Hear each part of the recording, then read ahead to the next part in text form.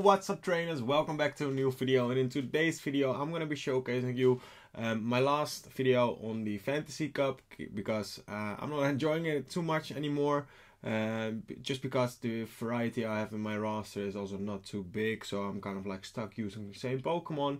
So this is going to be my last video on the Fantasy Cup.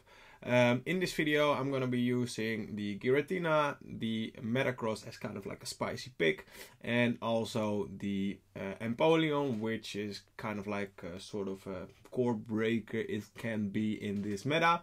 So here we have a positive lead at the first game. We got the first battle I should say. We got the Escavalier on the lead versus our Giratina, very positive lead for us. They can throw drill runs, not going to do a lot of damage as you can see. Their fast move is resisted because of our ghost typing, so we can just throw all these shadow sneaks all day long and then leave with a lot of energy. This Escavalier does do well against our backline, of course, so we don't want it to see. We wanted to see it on the lead. So yeah, they're gonna throw another acid spray actually, which kind of surprising. Maybe they thought that I was going to shield, but I wasn't, so that's fine. We can now farm them all the way down, and let's see what do they have in the back. They are gonna come in with the fairy, so we're gonna swap out immediately into the Empoleon, and this is what I kind of like love about the Empoleon, because it does a lot of damage with the waterfall, and it can also sometimes kind of like what I just said, core break the team that they have in their back, and also there's not a lot of fast move pressure that it will have with this cup. So as you can see, they have their own Empoleon in the back. We're gonna lose CMP here, which is fine. Go for the Hydro Cannons in the mirror match, because it just does more damage than the Drill Peck will do. They throw the Hydro Cannon, we're gonna do the same thing, and afterwards they're probably gonna get the farm down on us, but that's going to be fine because we have the best answer for the Togekiss in the back, right, with the Metagross waiting. Their Pokemon is almost dead, it's dead now. We're gonna come in with the Giratina. We went for an extra Shadow Claw, which is fine, they can throw, we don't care, we don't even need the energy. Because we have the Metagross, and here I'm gonna swap into my Metagross. We still have a lot of loaded energy. They know it's over and they got a top left. Alright, GG, next game. So in the next battle we're gonna face an Excadrill on the lead. Excadrill is also kind of like a nice pick in this meta, because it can well delete a lot of steel types. And on the other hand, with the same thing as I said before, there's not a lot of fast move pressure from a lot of Pokemon, except maybe from, I would say, the Excadrill or the Escavalier, I should say, or the Giratina. And here they come in with Waterfall Primarina, which can kind of like core break their or destroy their own Excadrill, but we got the good answer for it in the back, where we're just gonna go for drill packs. Also, kind of like a tip if you didn't know yet, as you can see, I just hold my finger on the top right of the screen for the flying attack energy. For the flying energy, you can just hold it there. You don't have to do a lot of movement with your finger. It just makes it easier. So if you didn't know, now you know. And again, we go for the move. Can we get the farm down?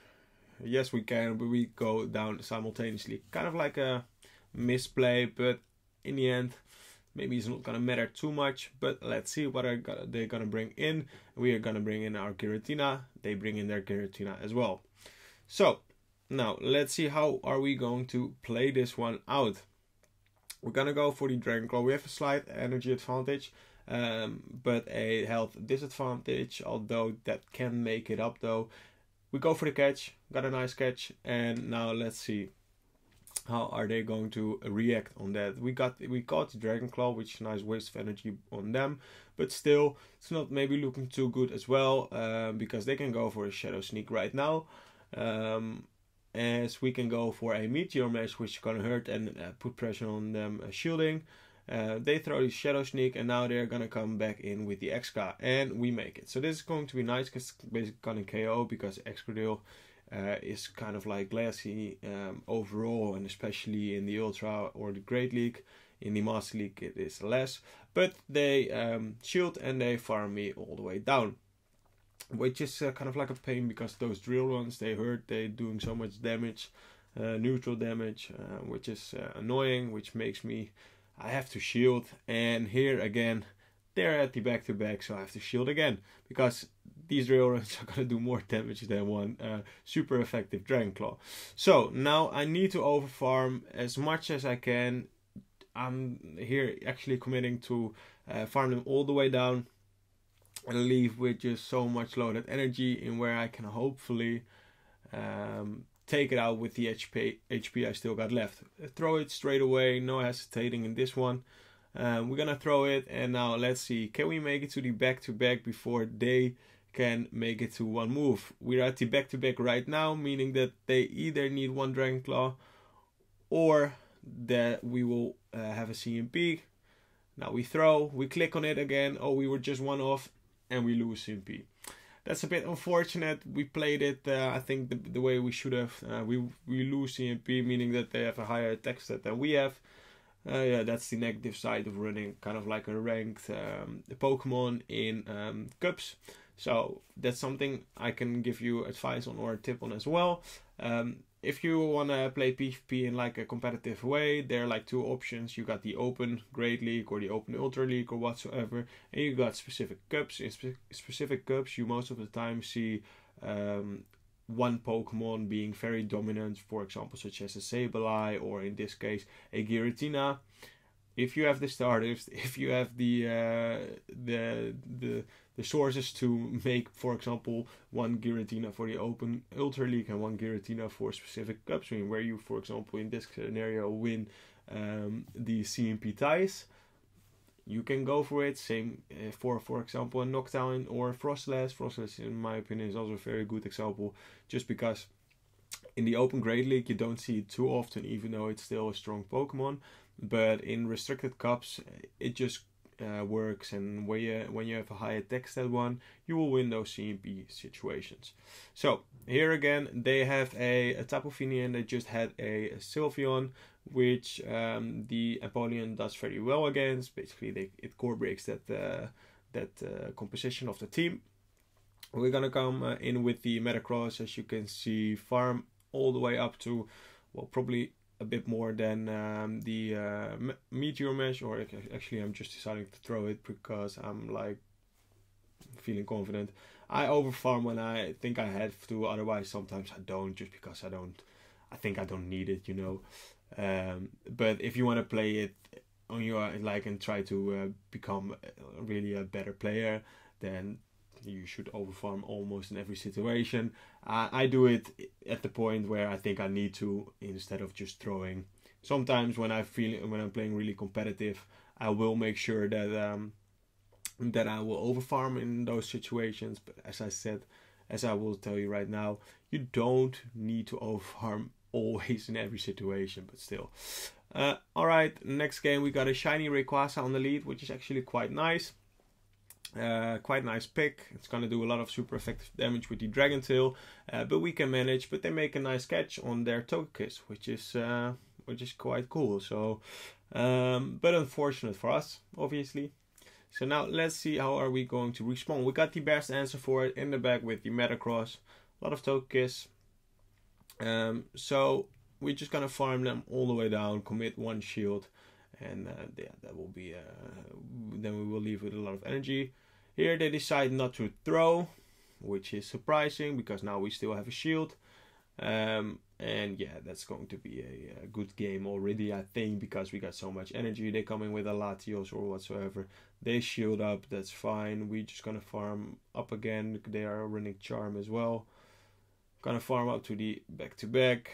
In this scenario, you see I will overfarm because I think it will help me out a lot. Sometimes you don't really need to overfarm just because you know you got the answers in the back, right? So in this case, we're just gonna go for it again because I don't want them to farm me down and leave with an energy so they can threaten shield. Quite easy win is this is going to be because we still got the Giratina, and now I wanted to switch there into my Empoleon just to make sure that they will throw their energy on me. As I will do right now, because Rayquaza is not the tankiest, and even those, as you can see, the re-assisted waterfalls will add up at some times, and well, we can go for the hydro cannons or the drill pack, doesn't matter anyways. They went for it. I'm here like wanna flex with 2 shields, so I'm not gonna shield this one move up. Also to see how much damage it does, and as you can see, it does like a respected amount of damage, which I wasn't too sure actually on being able to tank that, but we did, which is nice information. You need to keep that in mind, just so you know next time when you are facing an opponent or whatsoever, you know, oh, Siri is talking to me, you know that you can take those moves, and well, getting to know your IVs, your HP levels, is something very important for you to being able to play with that knowledge.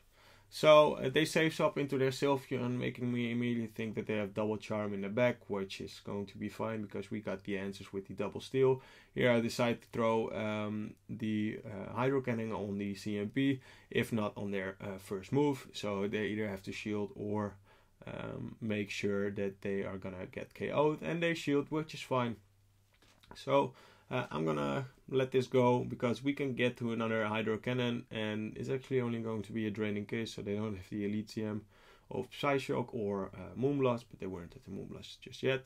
Here I'm just gonna overfarm again, make sure I got the back-to-back, go for the drill pack, doesn't matter, you should go for the Hydro Cannon, but as I said, I like to meme around a bit and just throw whatever in that scenario can work out. So we got the back-to-back, go for the Hydro Cannon now straight away. Maybe it's also because of the randomness of me throwing moves. They think I'm gonna throw the drill pack, but they know better. They got the Solgaleo, we got the Giratina in the back, so you can already see it. See how this game is going to be played out. We can just come in, overfarm. We can take all the moves they throw. They can throw Psychic Fangs or the Iron Head, and probably has more variety of moveset as well. But in general, people are running that because of the Psychic Fangs debuff, and the Fire Spin will add up. So kind of like a nice Pokemon to use, but I always feel like in these kind of situations where there's 1 week A Cup, I don't want to invest too much in those Pokemon because you're not using them too many times too often. Here they know better, they top left, and that was going to be a GG. As you can see, we got a nice 4-1 set in on this in the Fantasy Cup. I'm not gonna upload more videos of the Fantasy Cup, just as I said before. I don't want to spend a lot of Stardust on my Pokemon, using them for 1 week, and then probably not using them anymore. So this week I will only upload Great League videos, and that's going to be it for today's video. Hope you trainers will enjoy this video. See you in the next video, and make sure to leave a like and subscribe to the channel. It would help me out a lot. I want to reach 1,000 subscribers by the end of the month, so make sure to hit that button.